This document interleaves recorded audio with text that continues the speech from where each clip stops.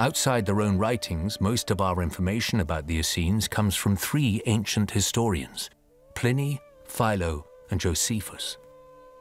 The reason people think that the Essenes were by the Dead Sea is because there was a Roman writer called Pliny who wrote about the situation of Judea after the destruction of the temple, and he describes an area by the Dead Sea as being where the Essenes lived. Pliny's description of a city near the Dead Sea matches the ruins of the settlement at Qumran.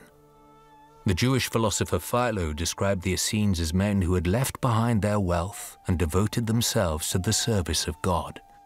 But the most detailed information comes from Josephus, who once joined the Essenes and lived among them.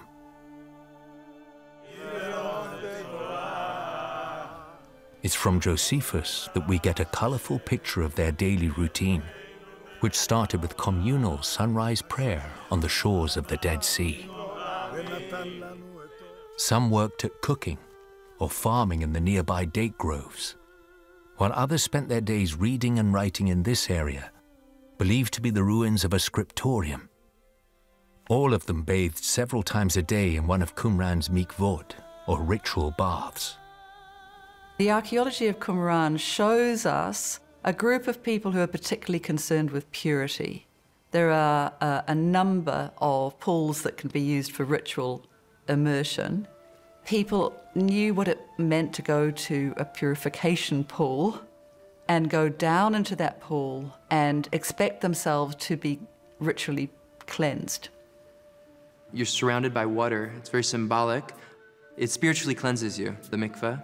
And going from that, you kind of reawaken. It's actually symbolic, metaphoric to birth. So going out of that pool of water, say, wow, I'm a new person, I have new spirit. And that's very important when you're writing the holy works, to be spiritually pure. Not that we can measure that.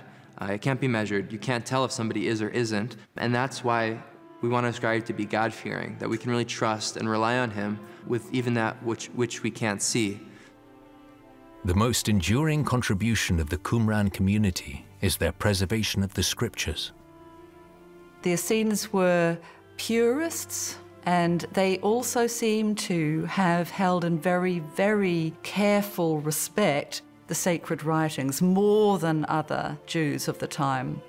And I think that's why we've got the Dead Sea Scrolls at all, because this group, more than any other group, were trying to preserve the scrolls, that value of the Essene writings and Torah. The Bible as a whole was the key thing for the Essenes.